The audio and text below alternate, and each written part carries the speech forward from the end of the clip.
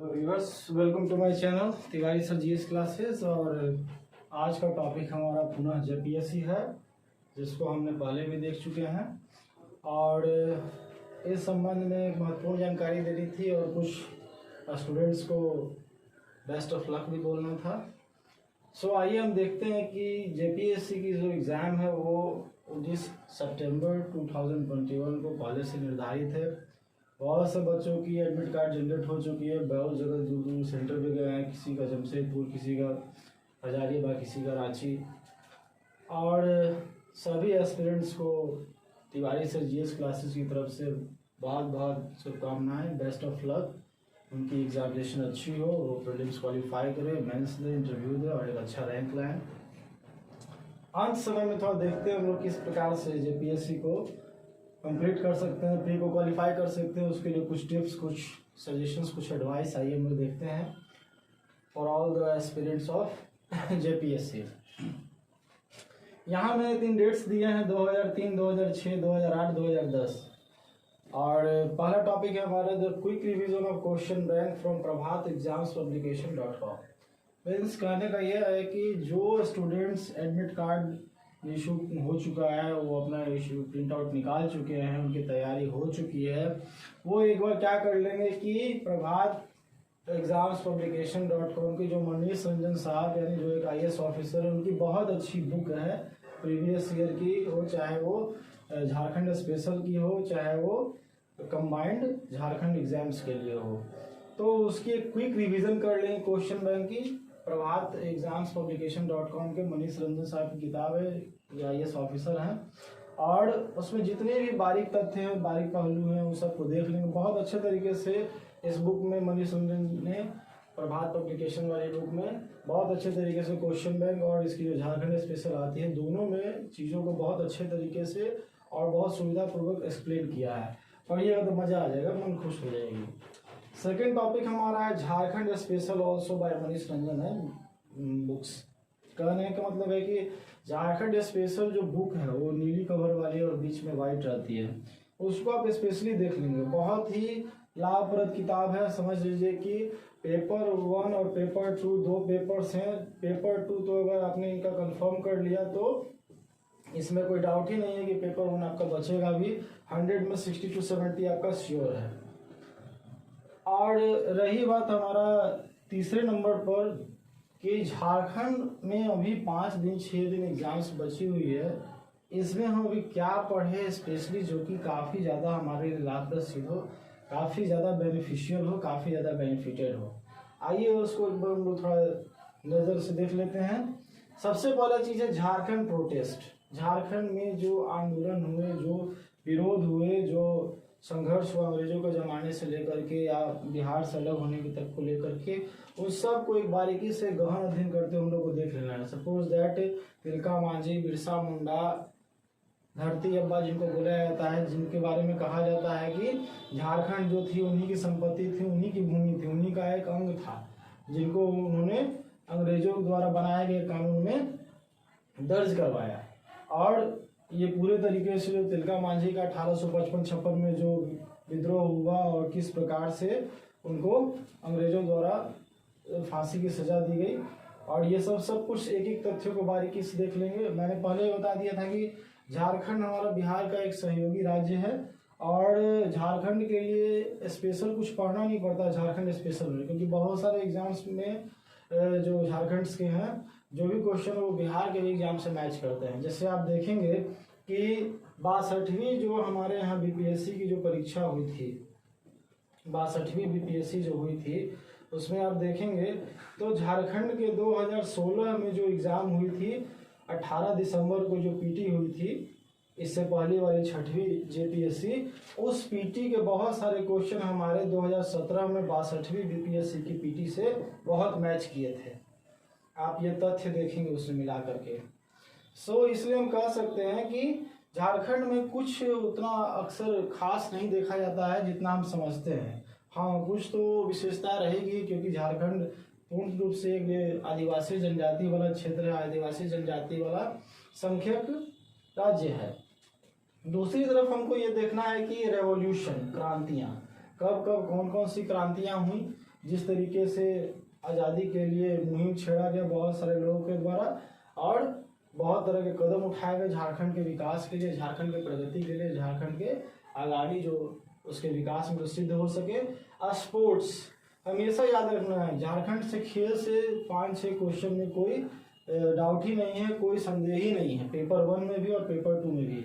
झारखंड की एक विशेषता और समझने की, सिर्फ यही नहीं समझना है कि पेपर 2 ही सिर्फ रिजर्व है झारखंड के लिए, नहीं। अगर ये ऐसा सोच रहे हैं तो आप बहुत बड़ी मिस्टेक कर रहे हैं। आपको ये भी समझना है कि पेपर 1 में भी जो 100 मार्क्स है उसमें भी 20 से 25 क्वेश्चन आपको झारखंड कैरी करेगा ही, 100% डेफिनेटली। तो याद रखना है कि आपका सिर्फ 200 क्वेश्चंस में सिर्फ 100 क्वेश्चंस ही झारखंड में रहेगा, बल्कि 70 फर्स्ट पेपर में और 30 उसमें भी झारखंड, और इधर 100, यानी टोटल आपको 125 से 130 क्वेश्चन झारखंड को सोच करके जाना है, झारखंड के बारे में तय करके जाना है, झारखंड के बारे में माइंड सेट करके जाना है, अन्यथा रिजल्ट में बहुत दिक्कत होगी।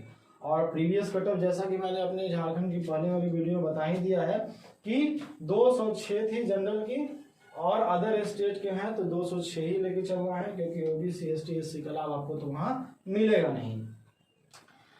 स्पोर्ट्स की हम लोग बात कर रहे थे, तो ये हम लोग को देख लेना है कि पूर्व में किनको किनको मिला है स्पोर्ट्स में। जैसे अभी हमारी जो स्पोर्ट्स में देखते हैं कि एक महेंद्र सिंह धोनी हमारे आते हैं क्रिकेट के जगत से, जिनका जन्म रांची में ही हुआ था।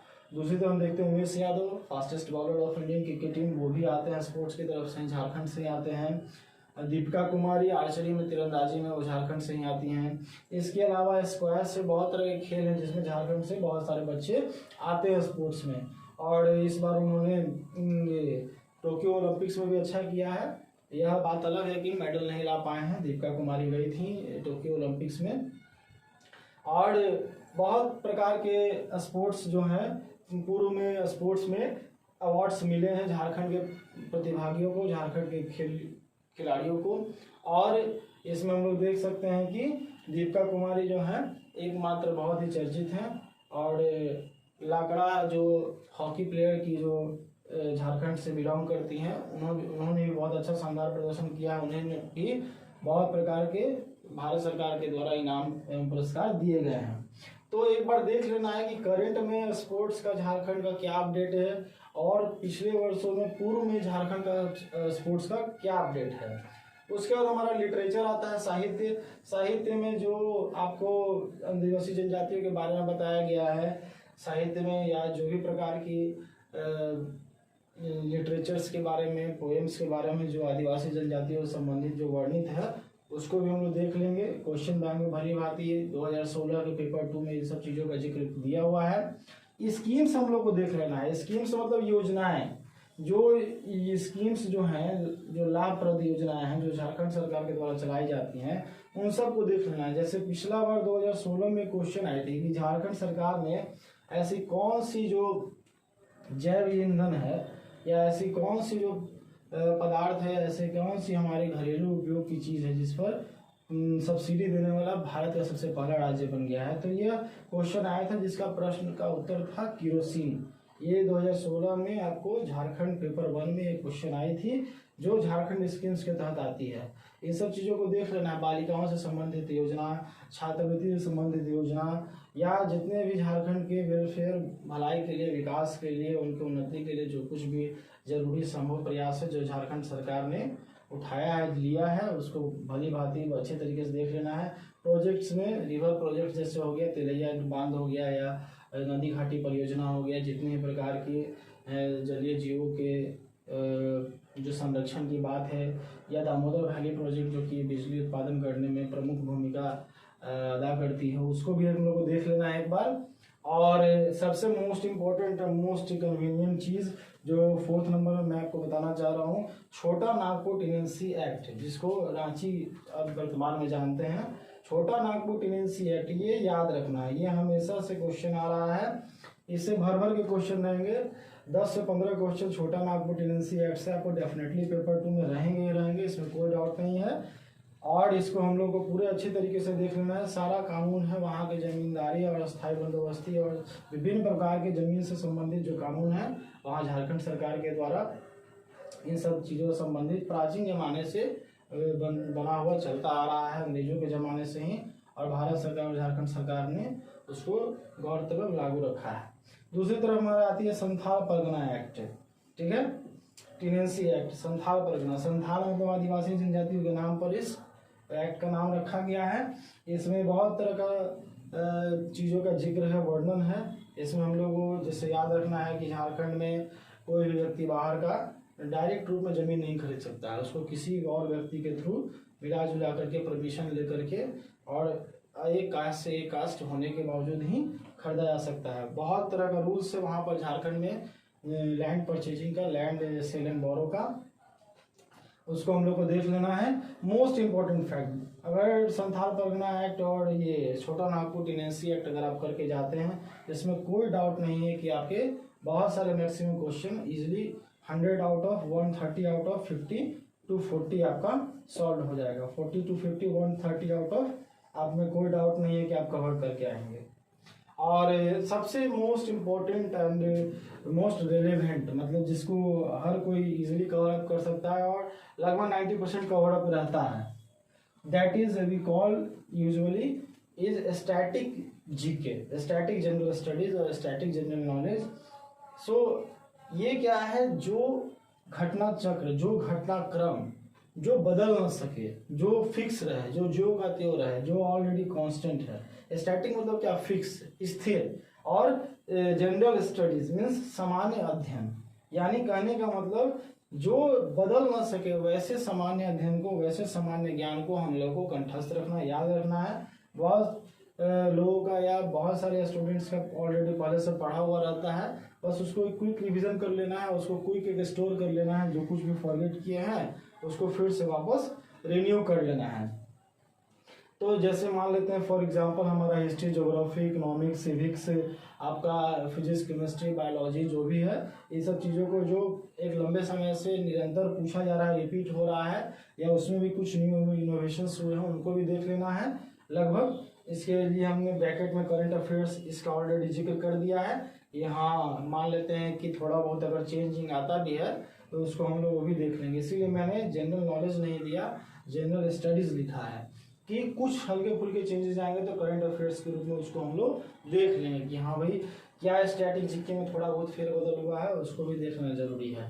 बाद बाकी सेम रिपीटेड क्वेश्चंस रहते हैं हिस्ट्री में, वही आपका मुगल काल से लेकर के, गुलाम वंश से लेकर के आपका, और आधुनिक इतिहास से लेकर के 1905 से लेकर के 1947 तक, फिर उसके पहले कांग्रेस की स्थापना 1885 तक, और फिर ज्योमेट्री में आ जाइए तो छोटा नागपुर का पठार, ज्योग्राफी में आ जाइए तो आपका छोटा नागपुर का पठार हो गया, झारखंड से संबंधित अगर हम लोग देखना चाहते हैं तो। उसके बाद आपका उसका विस्तारित नदियां हैं, उसकी प्रवाह, फिर उसके बाद जो भी आपका राज्य एवं उसकी सीमाएं सटी रहती हैं, कितने राज्यों से इसकी सीमा सटती है, और ये झारखंड का भौगोलिक क्षेत्रफल क्या है, ये सारी चीज़ें इस स्टैटिक जीके के अंतर्गत आपको ज्योग्राफी में देखने को मिलेंगी। फिर आपका दूसरी तरफ हम देखते हैं कि इकोनॉमिक्स में हम लोग को याद रखना है, जैसे बैंकिंग में कुछ टर्म्स आता है कि CRR क्या है, और ये मुद्रास्फीति क्या है, राजकोषीय घाटा क्या है, या आपको ये क्या कह सकते हैं हम, अर्थशास्त्र के जनक क्या हैं, अर्थशास्त्र को कितने भाग में बांटा गया है, ये सब चीज़ों को हम लोग को थोड़ा बहुत देख लेना है। दूसरी तरफ हम लोग एक बार फिर से देखते हैं पॉलिटी में मुख्यमंत्री का जो गठन होता है, राष्ट्रपति पद, प्रधानमंत्री और उसके कैबिनेट, इन सब चीज़ों को देख लेना है। खासकर पंचायती राज अनुच्छेद 40 जिसमें ग्राम पंचायत का जिक्र है, जैसे पंचायती राज व्यवस्था के जनक किनको कहा जाता है। उसके बाद फिर आपको सबसे पहले ये पंचायती राज व्यवस्था कहाँ लागू हुई, इन सब चीज़ों से रिलेटेड सभी चीज़ों को देख लेना है हम लोगों को। भाषाई तौर पे सबसे पहले अलग होने वाला राज्य ये भारत में कौन था, ये सब चीज़ों को देख लेना है। सिक्किम भारत का अभूतपूर्व कब बना, फिर से आपको झारखंड ये बिहार से कब अलग हुई, उसकी एग्जैक्ट डेट आपको देख लेनी है। फिर से ये झारखंड में कब राष्ट्रपति शासन लागू हुआ, झारखंड के राज्यपाल कितने अभी तक हो चुके हैं वर्तमान में, झारखंड के पहले मुख्यमंत्री कौन थे, ये सब चीज़ों को हम लोग को ध्यान से बारीकी पूर्वक एक बार पैनी निगाह से, पैनी नज़र से देख लेना है। फिर फिजिक्स केमिस्ट्री की बात है तो फिजिक्स में वही न्यूटन्स लॉ है, फिर स्पीड है, लाइट है। फिर उसके बाद केमिस्ट्री में आपका आ जाइए तो लवण, क्षार और भस्म है, एसिड बेस एंड सॉल्ट है, कंपाउंड है, मिक्सचर है, इन सब चीज़ों को देख लेना है। मिश्रण, यौगिक, फिर से आपको बायो में देख लेना है, ब्लड सेल्स और ये tissue, nervous system, skeleton system, या जितने भी प्रकार के जो नंबर ऑफ बोन्स हैं, कनेक्टिव टिश्यू, ये सब जितनी भी चीज़ें हैं, पीएच वैल्यू क्या होता है, फिर से आपको माइंड का टेम्परेचर, ब्रेन का टेम्परेचर किससे कांस्टेंट होता है, ये सब चीज़ें हम लोग को सारी देख लेनी है, जो कि आपको स्टैटिक जीके के अंतर्गत आती हैं। और काफ़ी ज़्यादा आपको ये बेनिफिशियल और काफ़ी ज़्यादा ये आपको कारगर साबित होगा। जो स्ट्रैटेजी, जो तरीका मैं बता रहा हूँ, उसको अगर आप फॉलो करके झारखंड प्रीलिम्स देने जाते हैं तो आपका 90% श्योर है कि प्रीलिम्स कंप्लीट हो जाएगा, आप प्रीलिम्स क्वालिफाई कर लेंगे। क्योंकि झारखंड में क्या होता है कि फर्स्ट कटअप जो आती है, जो फर्स्ट कटअप जो इशू होती है, वो तो काफ़ी ज़्यादा हाई होती है, बट उसके बाद कुछ कोर्ट वगैरह केसेस के आगे पीछे होने से, हाई कोर्ट, सुप्रीम कोर्ट होने से एक बहुत मिनिमाइज कट ऑफ सिस्टम एक सेट हो जाता है, जिसको अगर आप कवर अप कर लेते हैं, पढ़ लेते हैं, तो आप झारखंड के प्रीलिम्स इजीली क्वालिफाई कर सकते हैं, इसमें कोई डाउट नहीं है। और झारखंड काफ़ी लंबे समय से एग्ज़ाम नहीं लेती है, 2-3 साल पर एग्ज़ाम कंडक्ट कराती है, मिनिमम तो 2 साल का गैप रहता ही है झारखंड के प्रीलिम्स में, इसलिए घबराने की बात नहीं है, ये प्रीलिम्स बहुत आसान है। और सबसे पहली बात है कि मैंने शुरुआत में चर्चा किया था कि क्वेश्चन बैंक्स में स्पेशली आप 2003, 6, 8, 10 इन सालों के क्वेश्चन बैंक्स देख लेंगे। 13 में मैंने क्यों नहीं कहा, क्योंकि 13 में रीजनल्स की और उस प्रकार के क्वेश्चन की संख्या बहुत कम थी, सीसेट ला दिया गया था, उसमें मैथ्स नहीं, कॉम्प्रिहेंसिव ये सब ला दिया गया था। इसलिए आपके लिए जो इम्पोर्टेंट है 2003, 6, 8, 10 ये खासकर ज़्यादा इम्पोर्टेंट है, इसको आप लोग देख लेंगे और इसको कवर करके जाएंगे। I am damn sure that you will get success in prelims examination. और एक और आप लोग से बात करनी थी कि ये तिवारी सर जीएस क्लासेस के अलावा हमारा Khushwant Kumar short and judiciary और अलग से चैनल क्रिएट किया गया है, जो ये तो सिविल सर्विस के लिए, जो वो स्पेशली जुडिशियल सर्विस के लिए है, और इंग्लिश से रिलेटेड जितनी भी प्रॉब्लम्स है, ग्रामर, स्पोकन, और साथ ही साथ आपको शॉर्ट हैंड की जो जॉब होती है, शॉर्ट हैंड की जो कोर्स होती है, उसमें बारीकी से लेसन बाय लेसन एक एक लेसन बताया जाएगा। मैं इस हैशटैग के रूप में इसके डिस्क्रिप्शन में इस वीडियो के अंत में डाल दूंगा उस चैनल का, और आप हैशटैग डिस्क्रिप्शन के थ्रू उस चैनल पर जा सकते हैं, उस चैनल को वीडियोस को वॉच कर सकते हैं। उसमें 2 लेसन हो चुकी है ऑलरेडी, और आगे की और भी लेसन उसमें होंगी। और शॉर्ट हैंड आज के डेट में बहुत अच्छी कारगर साबित हो रही है, बहुत अच्छी कोर्स है और बहुत अच्छी जॉब देने वाली कोर्स है, प्राइवेट सेक्टर में भी और गवर्नमेंट सेक्टर में।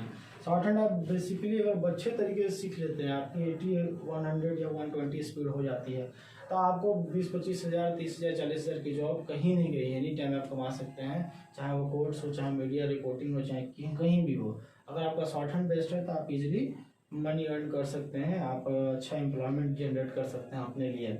दूसरी तरफ हम ये कहना चाहेंगे कि अभी देख रहे हैं कि आरआरबी मिनिस्ट्रियल आइसोलेटेड पोस्ट का रिजल्ट आज डिक्लेयर हुआ है, उसमें आप देखिए कि शॉर्ट हैंड इंग्लिश और हिंदी स्टेनोग्राफर के कितने ज़्यादा पोस्ट थे। 1600 पोस्ट से में लगभग लगता है कि 700 से 800 पोस्ट स्टेनोग्राफर ट्रांसलेटर के ही थे, जिसमें हिंदी और इंग्लिश और साथ में हिंदी इंग्लिश ट्रांसलेटर चारों पोस्ट थे।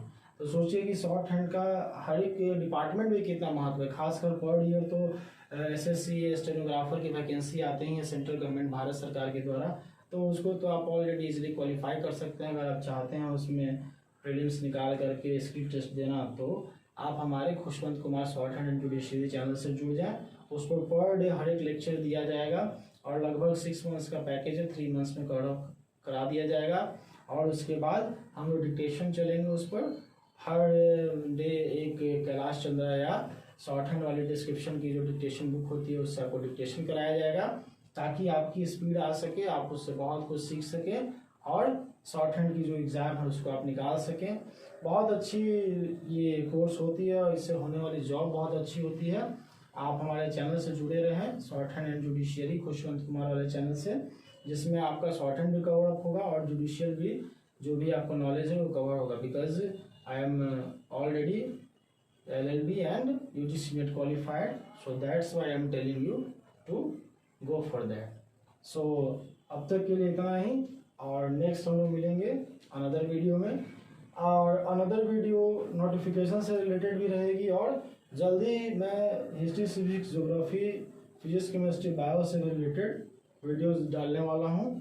अभी कुछ एग्ज़ाम्स मेरी भी हैं, इसके चलते मैं काफ़ी ज़्यादा एंगेज और व्यस्त चल रहा हूँ, और आने वाले समय में आप देखेंगे कि कंप्लीट फुल पैकेज आपको मिलेगा केसीएस से लेकर के every kind of subject related, whether descriptive और ऑब्जेक्टिव, चाहे वो वन लाइनर हो या मल्टीपल लाइनर हो, हर चीज़ आपको इस चैनल पर अवेलेबल कराया जाएगा। Be sure that you will get success in you. आप इसके लिए निश्चिंत रहें कि आप हर हालत में सफलता को प्राप्त कीजिएगा। So goodbye, take care, we will meet again in the next video.